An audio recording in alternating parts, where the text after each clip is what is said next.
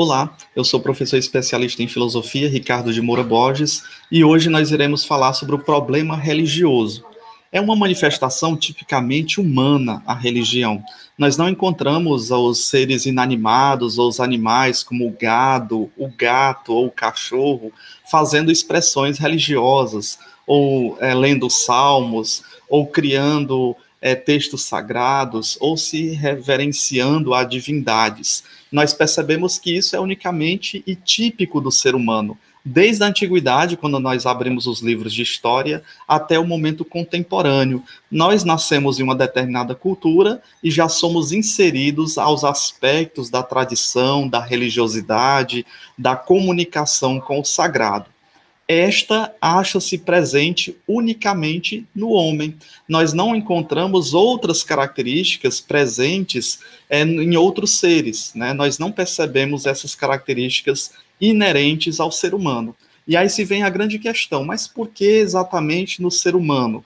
Qual a relação, qual a necessidade de refletirmos também sobre o problema religioso?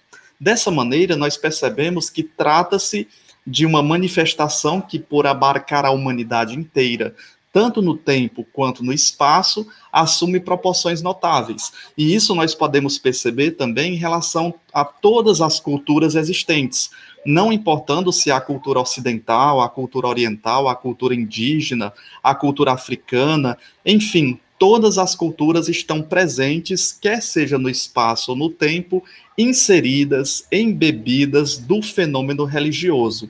Os antropólogos, que são esses cientistas que vão estudar as culturas a partir da antropologia, dessa ciência que vai ganhando mais um corpo maior a partir dos séculos XVIII, século XIX, pessoas que vão de uma cultura para outra, moram com outras pessoas dessas culturas, né? Imaginemos uma pessoa que nasce na Europa, vem morar com os indígenas, vai se adaptando à cultura indígena, anotando minuciosamente todas as características, os costumes dessa cultura.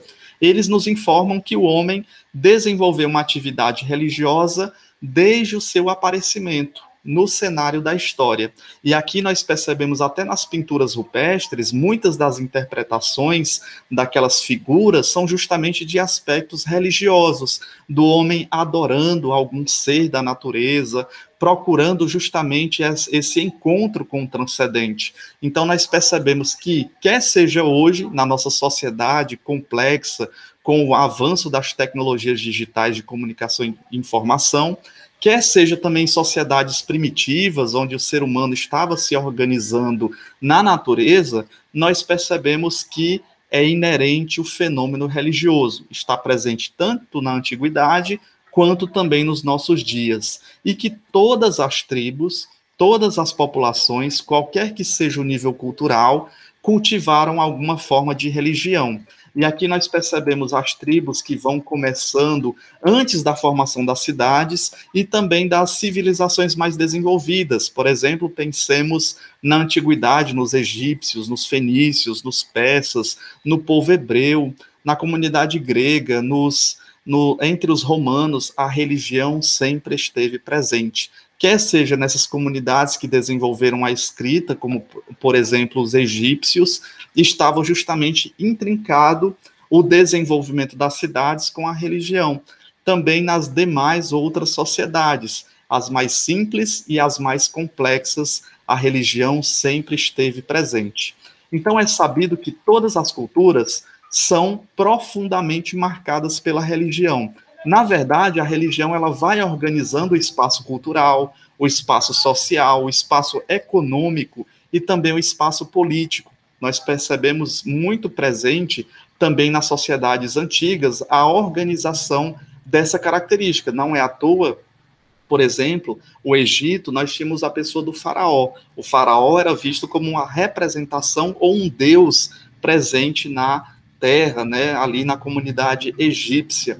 Dessa maneira, nós vemos que as melhores produções artísticas e as melhores produções literárias, né, quer seja também quadros, pinturas, ou então no cinema, elas têm uma vertente, elas se inspiraram justamente na religião. Aqui nós podemos citar dois exemplos, dentre vários, Nós temos ali o Crime do Padre Amaro, que é justamente uma crítica à instituição da Igreja Católica em determinado contexto, e nós vemos também ali na Idade Média a obra de Humberto Eco, Em Nome da Rosa, né, a investigação científica dentro dos mosteiros, né, aconteceram vários assassinatos, e aí um dos monges ele vai investigando como é que estavam acontecendo esses assassinatos nos mosteiros através de uma investigação minuciosa, uma investigação empírica.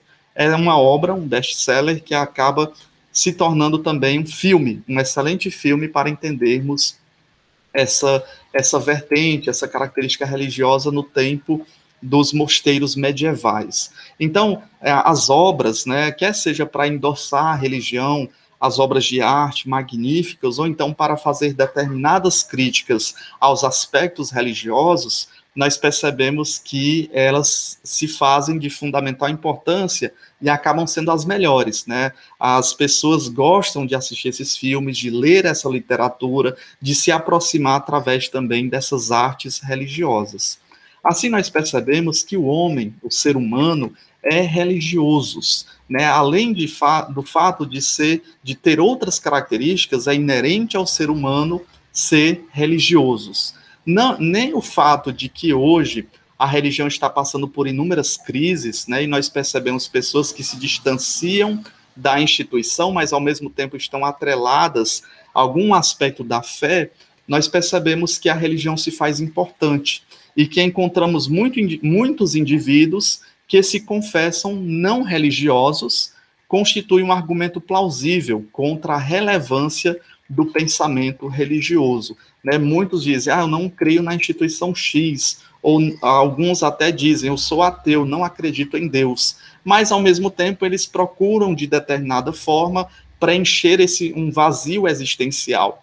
Não é à toa que eles vão colocando ou no trabalho, ou nos bens materiais, ou na ciência, as explicações para dar sentido à sua vida, né? Para preencher essa característica de um vazio existencial. Os antropólogos dizem também que nós somos diversos. Então, existe o homem ludens, né? Nós gostamos da brincadeira, do jogo, do lúdico. Nós também somos homens loquens, falamos, dialogamos, né? Damos o nosso parecer e ouvimos através do diálogo do mundo. Somos seres humanos faber, ou seja, trabalhamos, né? Faber, fazer, trabalhar, inserimos-nos na cultura e transformamos a cultura, construímos e destruímos, construímos cidades, modificamos as relações sociais e somos homens sapiens, sabemos que sabemos, né? O homo sapiens sapiens.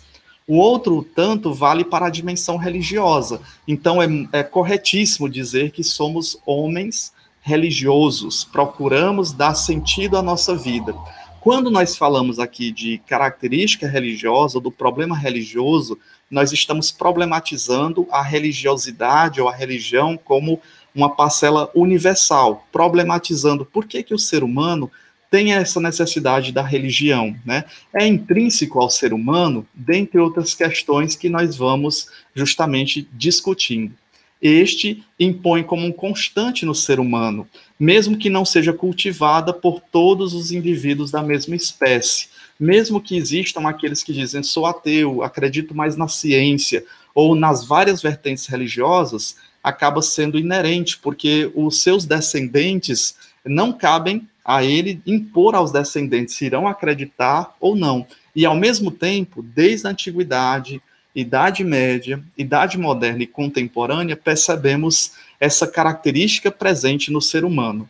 A religião é um problema real, mas ao mesmo tempo, ela é um dos mais problemáticos de todos. E aí nós podemos pensar assim, como é que a religiosidade que está presente na humanidade, ou a religião, como é que ela pode ser o mais problemático? Por quê? Porque enquanto todas as outras atividades humanas referem-se a um objeto de pesquisa, por exemplo, se o ser humano é o ser humano ludens, o lúdico, nós vamos analisar os objetos do lúdico. Como é que ele se diverte? É através dos filmes, é através da literatura, é através das viagens. Então, nós temos o lúdico, nós temos o objeto de pesquisa. mas então o homo, ele é loquens, ele fala, ele dialoga, ele tem a verbalização, tanto escrita como oral e através dos gestos. Então, dessa maneira, nós temos um objeto de estudo. Ora, nós também temos o Homo faber, que transforma a sociedade. Dessa maneira, o objeto de estudo é a transformação que ele impõe ou que ele coloca na cultura. Agora, por que que a religiosidade se passa a ser o mais difícil, né? Porque qual é o objetivo?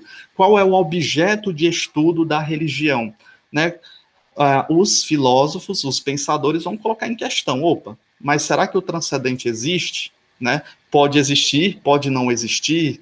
Então, a partir desse momento, nós percebemos que o problema religioso é um dos mais problemáticos, porque o objeto de estudo é colocado em dúvida a sua existência, diferentemente dos outros objetos, como já mencionados. Então, nós traçaremos uma breve especulação filosófica, procuraremos dar uma ideia da natureza e da complexidade do problema religioso, primeiro fazendo um conceito do que seja a religião, procurando aqueles pensadores que endossam ou aqueles justamente que são contrários ao aspecto religioso.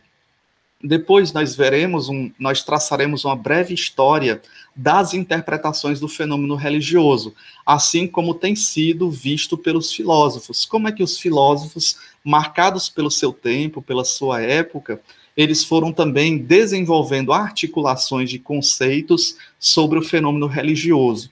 E, por fim, elaborando uma definição de religião e examinando as relações que esta mantém com as demais atividades humanas. Será que a religião está deslocada das demais atividades humanas? Ou para que a humanidade exista, ou a nossa existência, é necessário que a religião esteja presente também? Então, são esses aspectos que nós iremos estudar aqui a partir do problema religioso.